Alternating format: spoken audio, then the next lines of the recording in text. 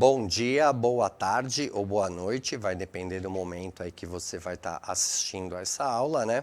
Sejam todos muito bem-vindos. Eu sou o professor Valmir Frias e a gente está hoje na nossa última aula da atividade 4, né? Tá aí na tela para vocês verem. Então seria a atividade 4, a sistematização, que é a parte final dessa atividade 4. Aonde a gente está vendo aí questões étnico-raciais no Brasil e no mundo. Isso faz parte aí do nosso aprofundamento Superar Desafios de Humanas. A unidade curricular é pessoal e coletivo, repense suas atitudes. E o componente curricular é eu e o outro, culturas no plural. Pessoal, até para a gente, né, iniciar nossa aula bem, aí como a gente faz sempre, né? Primeiro eu vou dar uma dica para vocês, que é o nosso canal aí de educação antirracista, né?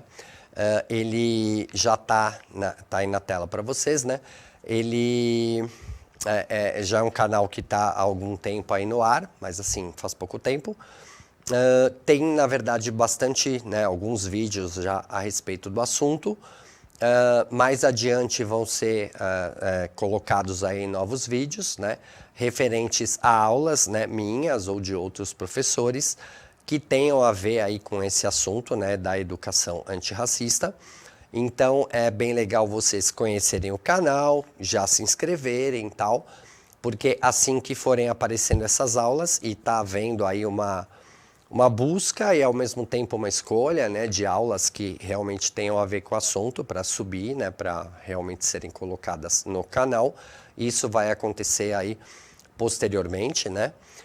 Mas já tem alguns vídeos lá bastante importantes aí para a gente entender melhor sobre esse assunto. Então fica a dica aí, né? Acessem o canal, deem uma olhada, se inscrevam no canal, porque é aí um novo canal do Centro de Mídias no YouTube, né? E aproveitando que a gente está começando a aula, fazer para vocês aí minha audiodescrição, né? Eu sou um homem de 52 anos, 1,89 m de altura. Hoje eu tô com uma camiseta, né, de um super-herói da Marvel, aí, o Homem-Aranha. Calça jeans, tênis, né?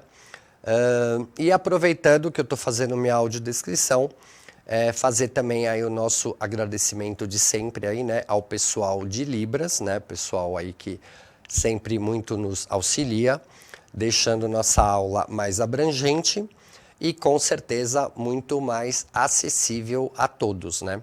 Hoje a gente está com a Elisângela vai dar um alô aí pro pessoal, aí valeu Elisângela. E continuando esse início da aula, né, também uma coisa que a gente faz sempre no início, né, para ficar bem marcado aí para vocês, que é o nosso respaldo aí, né, pedagógico, que são as habilidades, tal, que a gente efetivamente está vendo nas aulas, tá aí na tela para vocês. Então, a habilidade do novo ensino médio que a gente está analisando nessas aulas é a EM 13 CHS 601, aonde identificamos e analisamos as demandas e os protagonismos políticos, sociais e culturais dos povos indígenas e das populações afrodescendentes, incluindo aí os quilombolas, no Brasil contemporâneo, considerando a história das Américas e o contexto de exclusão e inclusão precária desses grupos na ordem social e econômica atual, promovendo ações para a redução das desigualdades étnico-raciais no país. E continuando aí na tela para vocês, o objetivo, né, da aula é introduzir os alunos nos assuntos relativos a questões étnico-raciais no Brasil e no mundo, tais como eurocentrismo, racismo e evolução, dentre outros assuntos aí, né, que a gente pode ver. Todos devidamente e deliberadamente ligados às questões étnico-raciais. E com relação ao eixo estruturante principal aí dessa nossa aula de hoje, é o EMI FCHS07, aonde identificamos e explicamos situações em que ocorram conflitos, desequilíbrios e ameaças a grupos sociais, à diversidade de modos de vida, às diferentes identidades culturais e ao meio ambiente em âmbito local, regional, nacional e ou global, com base em fenômenos relacionados às ciências humanas e sociais aplicadas. Bom, pessoal, então, né, iniciando a nossa aula de hoje, como eu já falei no início, né, a gente está na nossa atividade 4, a nossa penúltima atividade, e a gente está terminando nessa aula de hoje essa atividade 4, onde a gente está vendo aí basicamente as questões étnico-raciais, e a gente está nessa aula de hoje, né, a última aula, que é a aula de sistematização dessa atividade 4. Então tá aí na tela, né, o que exatamente a gente vai ver.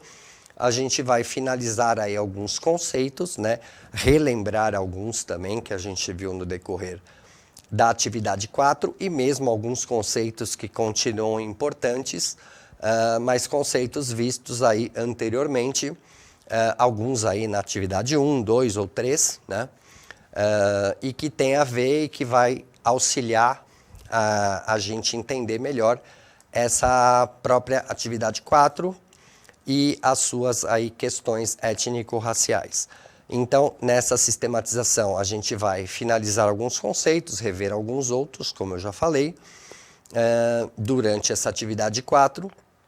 E a partir de agora, a gente vai analisar mais a fundo aí as questões étnico-raciais, em especial pela ótica da filosofia, para que a gente entenda até mesmo algumas memórias históricas, e aí já bebendo um pouco na ciência da história, né? Já que essas são partes integrantes aí da nossa própria noção de história social, e aí a gente cai um pouco na questão também da sociologia, né? Então, sabendo pensar um pouco mais todas essas questões aí étnico-raciais, a gente acaba aprendendo melhor tudo isso, aprendendo também, né? E é o que a gente vai ver, então, vai concretizar aí no decorrer dessa nossa sistematização que está começando agora, tá bom? E aí, pessoal, como sempre, né, todas as nossas aulas, eu acabo deixando para vocês alguns questionamentos ao final de cada aula, e aí eu fico sempre de responder isso para vocês no início da aula seguinte. Então, é o que a gente vai fazer agora. Está aí na tela para vocês os questionamentos que foram deixados aí no finalzinho da aula anterior, da última aula que a gente teve.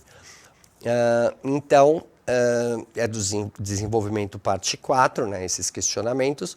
O questionamento 1, então, é o que era chamado, aí, chamado de branqueamento racial, e pedir aí para vocês falarem um pouquinho mais sobre isso. Então, lógico que vocês fizeram a sua pesquisinha, tal, né, para entender melhor sobre o assunto, mas uma boa resposta que a gente poderia dar a esse questionamento está aí na tela, então.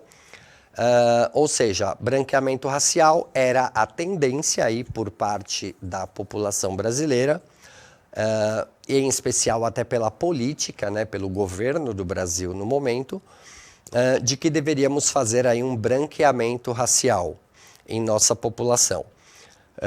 E isso é algo recorrente aí do finalzinho, né, do século XIX, quando a gente ainda estava lá no momento do Brasil Império, né, a gente estava sob o reinado aí de Dom Pedro II, e falou-se muito nessa questão do branqueamento racial.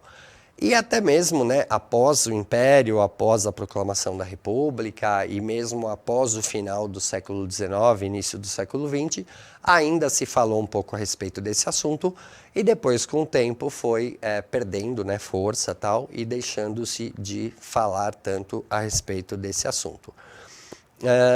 Esta, né, no caso, o branqueamento racial, deveria ocorrer aí, né, no decorrer de anos, e fazer com que a quantidade de brancos ou de descendentes, né, dos brancos europeus dentro da população aumentasse exponencialmente. Para isso, eles pensavam muito na questão de chamar-se aí mais imigrantes europeus para fazer com que eles estando aqui e tendo aí, né, os seus filhos, tal, essa quantidade de pessoas brancas e descendentes, né, dos brancos europeus aumentasse bastante dentro da população brasileira,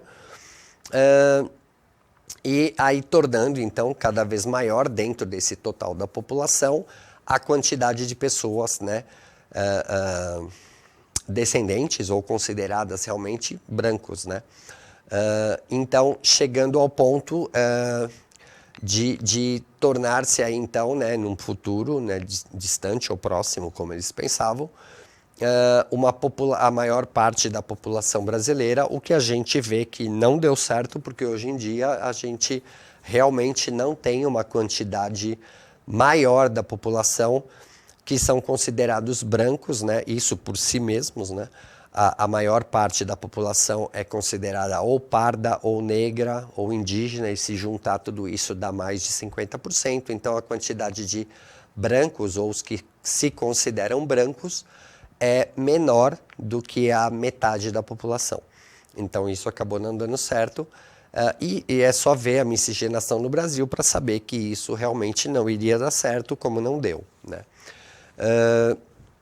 E aí, assim, fazendo com que até mesmo os percentuais aí de indígenas e negros fosse diminuindo gradativamente até o que é o que eles buscavam lá, né, principalmente no final do século XIX, sumir realmente, né, no futuro essa quantidade de indígenas e negros, ou seja, a intenção era aumentar a quantidade de brancos e que diminuísse cada vez mais a quantidade de negros e indígenas, até que num futuro isso ia sumir e ia predominar enormemente aí, né, a população de brancos e descendentes de brancos europeus, né? Pessoal, segundo questionamento está aí na tela. Então, por que devemos valorizar a nossa mestiçagem, né? Dissertar a respeito. Então, primeiro, né, lembrando, miscigenação, né, ou mestiçagem, é essa questão do povo brasileiro ter origem aí na confluência, aí, na união, né, de três povos, que seriam aí os indígenas, né, primeiramente, os que estavam aqui primeiro, os brancos europeus que vieram, né, e conquistaram tal, né, com as grandes navegações, com os descobrimentos tal, e os negros africanos que foram trazidos, infelizmente, aí para serem escravizados no Brasil. Então, essa mestiçagem, essa mistura desses três povos acabou dando origem ao povo brasileiro, que é um povo aí extremamente, né, mestiço, extremamente miscigenado. Então, a gente tem que valorizar essa mestiçagem que a gente tem. Infelizmente, até os dias de hoje, a gente não valoriza isso, não dá o devido valor,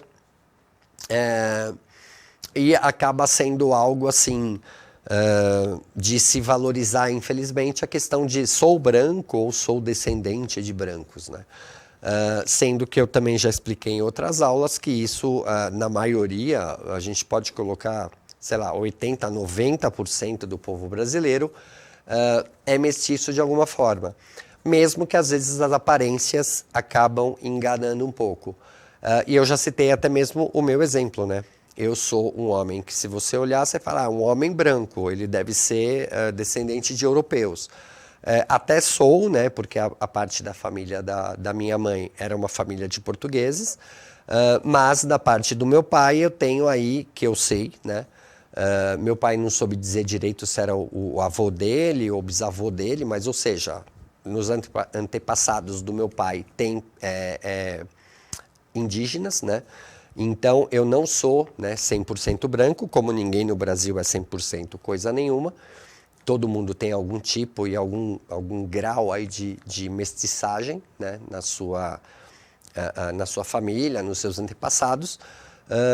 Então, assim, eu não sou 100% branco, porque eu tenho também uma parte indígena da minha família, e isso é o que eu sei. De repente, se eu for olhar lá nos meus antepassados, eu posso ter mais alguns indígenas que são também meus antepassados, como pode ser que eu tenha também negros africanos, né, que foram escravizados ou não, como também antepassados meus. Então, essa tendência que eu tentei resumir um pouco falando de mim, isso normalmente acontece em boa parte, como eu disse, 80% a 90% da população brasileira funciona mais ou menos dessa forma.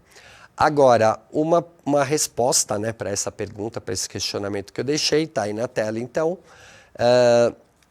Devemos falar sobre isso, né, e valorizar essa mestiçagem, pois é isso que faz aí um povo forte, né, e é justamente essa miscigenação ou mestiçagem que acaba tornando esse povo forte, né.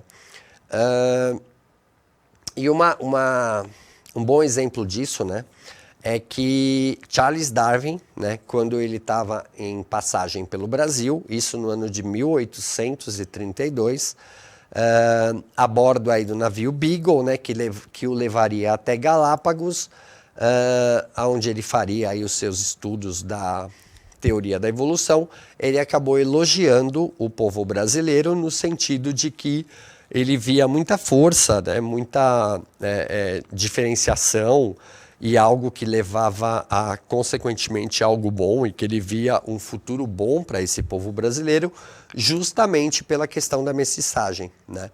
Então, né, a gente não está falando de qualquer pessoa, a gente está falando de Darwin, uma pessoa que estava, inclusive, naquele momento e depois, posteriormente, estudando a evolução, né? Então é algo que a gente tem que ter como um bom exemplo e levar isso adiante, né? E agora, para a gente terminar, então, o nosso questionamento 3 está aí na tela também. Podemos dizer que vivemos em uma democracia racial? Explique o que você sabe a esse respeito. Então, uma boa resposta está aí, né? Essa ideia erroneamente difundida pode ser definida como uma espécie de negacionismo do próprio racismo, que infelizmente é inerente ao nosso povo e que ainda tem muito, que ainda é muito preso aí aos preconceitos, né? E que podem ser precisados aí ainda nos tempos da escravidão, devido ao grande período, né, que a escravidão infelizmente perdurou aí no nosso Brasil, né, e na história dele. Mais ou menos 350 anos é o período que durou a escravidão negra no Brasil, né? E aí, pessoal, como a gente está falando de sistematização, eu vou tentar fazer um apanhado geral de vários pontos que a gente viu no decorrer aí da atividade 4 e até retomar alguns que a gente viu em atividades anteriores. Então tá aí na tela, né, o que a gente vai ver. Esse mapa é um mapa do Brasil, onde mostra assim, todos os tons mais ligados a questões, mais ligados por exemplo, os brancos, né, aos descendentes de europeus, são os tons mais azulados do mapa. Os tons mais vermelhos ou mesmo avermelhados, né, um tom mais rosa e tal, isso daí está mais ligado à questão dos pardos, né? Os tons mais ligados ao verde, verde mais claro ou verde mais escuro, são as localidades onde tem mais aí indígenas ou descendentes de indígenas. E os pontos mais amarelados, que a gente está vendo que não aparece tanto no mapa, são os considerados aí, né, negros ou descendentes de negros. Então, a gente pode dizer que Sudeste e Sul tem uma população muito maior aí de brancos, né? Já do Sudeste para cima, ou seja, boa parte de Minas Gerais e também o Nordeste, Norte e tal, tem uma quantidade maior aí de pardos, inclusive a maior parte do território brasileiro aí que está aparecendo nesse mapa está aí pontuado, né, por pardos e tal. E já mais ali nos extremos norte, ali do Brasil, a gente tem a concentração de indígenas e mesmo de descendentes de indígenas. Ou seja, hoje em dia eles se concentram muito mais na região norte, né? Em partes aí da floresta amazônica ou mesmo partes mais extremas da floresta amazônica. E a quantidade de negros ela está bastante diluída, né? Bastante homogênea em praticamente o território inteiro.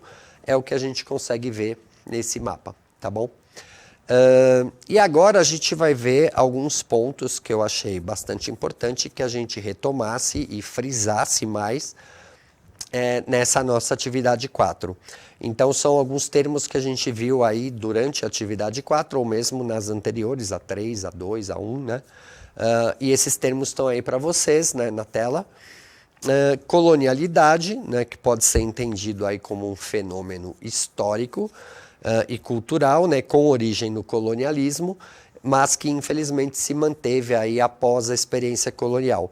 Ou seja, é aquele ponto que acaba mostrando para a gente um certo sentimento de inferioridade, que pode ser consciente ou às vezes inconsciente, e que é contra ele que a gente tem que lutar sempre, e para lutar contra essa colonialidade a gente tem que se acabar usando aí, né, o princípio antagônico, que seria o da decolonialidade, que é uma escola de pensamento, né, muito utilizada pelo movimento latino-americano emergente, e que quer libertar a produção de conhecimento de sua matriz eurocêntrica. E dessa maneira acabar fazendo com que a gente diminua esse sentimento de inferioridade, comece a enxergar nossa história um pouco mais pelo nosso próprio prisma e não mais o prisma europeu, né, o prisma do vencedor, porque infelizmente a história é escrita pelos vencedores, e dessa maneira então deixar de produzir conhecimento que tenha meramente uma matriz eurocêntrica, ou seja, uma matriz que tenha a ver somente com o pensamento, com os estudos dos europeus, né? Mas sim começar a criar um conhecimento, né, estudo, textos, livros e por aí vai, que tenham mais a ver com a nossa questão, com a nossa vida, com a nossa vivência, dando ênfase maior aí nas nossas vidas, né? E não mais tendo esse prisma meramente eurocêntrico e só pensando na questão de, né, como eu já disse, de quem escreveu a história, que no caso foram os vencedores, e no nosso caso específico, como ex-colônia europeia, essa visão do vencedor acaba sendo a visão de quem? Do europeu, né? E não do americano, né?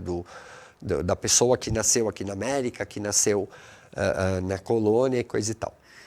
Está aí na tela também outros pontos importantes, né? Então, descobrimento da América, que é esses dois pontos, né? Descobrimento da América em 12 de outubro de 1492 e descobrimento do Brasil em 22 de abril de 1500, são os pontapés iniciais aí, né, do próprio colonialismo, e é esse colonialismo que depois, durante 300 e tantos anos, manteve aí a América, né, sob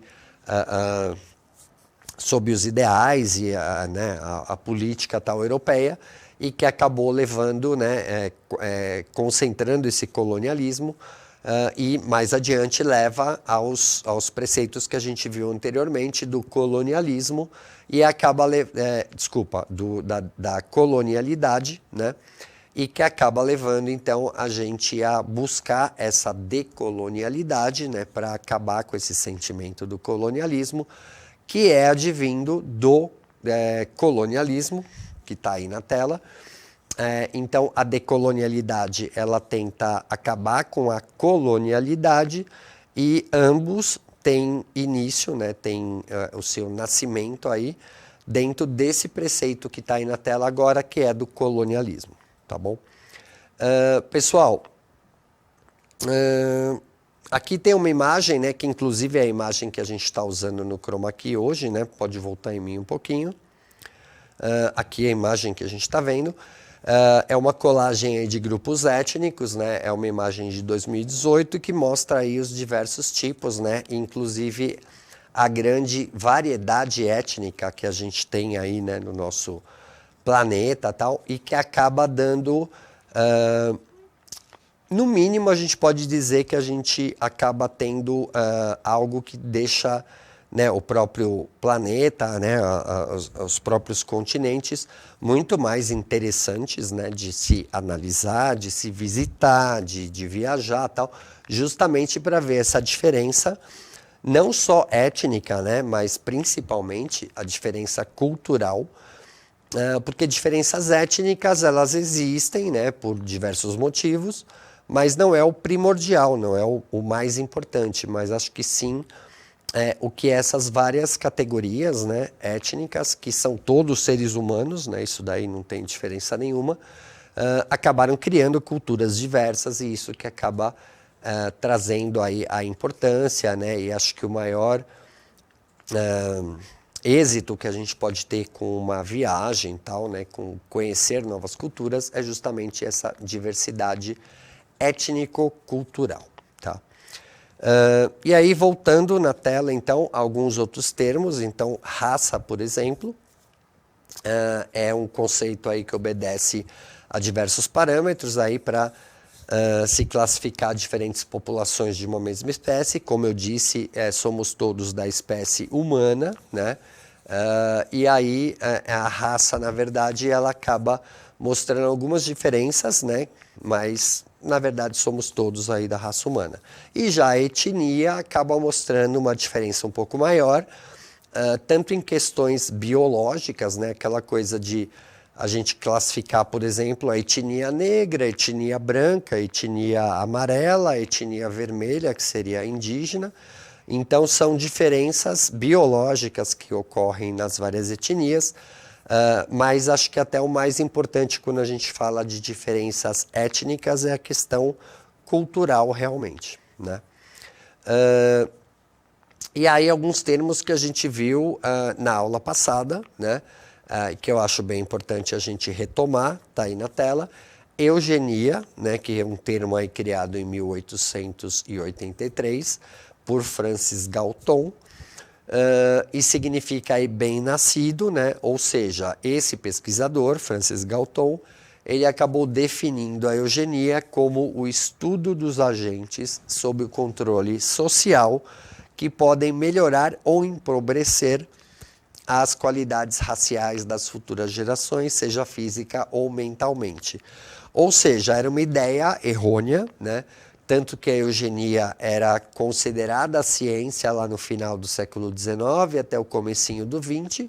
Hoje em dia a gente não conhece, não a entende, né? Não a considera mais uma ciência, mesmo porque, assim, no século XX, né, com o advento da genética, demonstrou-se que a eugenia era meramente uma tentativa de tentar seguir, né, a biologia e fazer com que uma determinada etnia evoluísse ou não, aumentasse a quantidade ou não. Então, assim, é algo que era muito mais filosófico, né?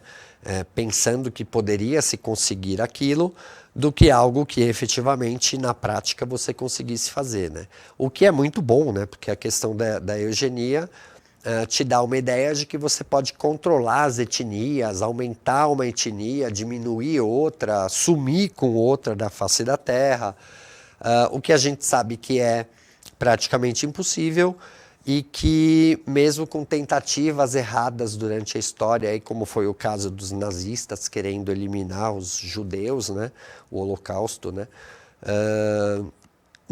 ainda bem, né, e muito bem que não deu certo e que na verdade isso daí não poderia ocorrer. Já a supremacia branca é a ideia do racismo centrada na crença, né, de que a etnia branca é superior às outras origens étnicas. Algo que a gente sabe que também é errôneo e que não tem o mínimo, né, sentido a gente pensar dessa forma. Essa imagem eu já passei numa aula anterior. Valorização da mestiçagem, basicamente é o que a gente viu quando eu falei lá, né, do Darwin e tal, tá aí de novo para vocês falando um pouquinho disso. E a democracia racial é aquela ideia de que o racismo no Brasil não existe, que na verdade aqui a gente tem uma grande democracia racial, o que a gente sabe que é extremamente errôneo, né? Isso não vai adiante. E na verdade é uma ideia que a gente nem deveria ter, mas é uma ideia errada que o próprio Brasil, o governo, às vezes, em alguns momentos, né, tenta demonstrar como sendo algo correto, né, tal. E a antropologia também, que está falando aí do estudo dos seres humanos, tal, acaba englobando um pouco tudo que a gente falou agora há pouco. E só para ficar claro aqui, né, a gente está passando um pouquinho do tempo da aula, mas assim, na atividade 5 a gente vai falar de podcast, a gente vai falar desse veículo de comunicação e como usar esse veículo de uma forma para a gente poder fazer o que está previsto nessa atividade 5, ou seja, um seminário multimediático, onde a gente pode usar vários veículos, várias ferramentas, e dentre elas o que a gente escolheu e o que também está até na própria questão pedagógica é pensar-se aí num podcast a respeito disso.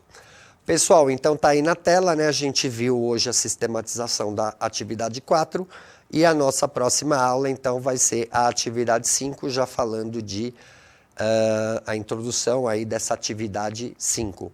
Pessoal, pode votar em mim. Espero que vocês tenham gostado da aula, que tenha sido uma aula bastante interessante. Avaliem a aula, né? Digam aí o que vocês acharam, deem suas dicas, digam o que foi bom ou não, para a gente ir melhorando desde sempre, tá bom? Pessoal, valeu. Até a próxima aula, então, e tchau, tchau. Valeu.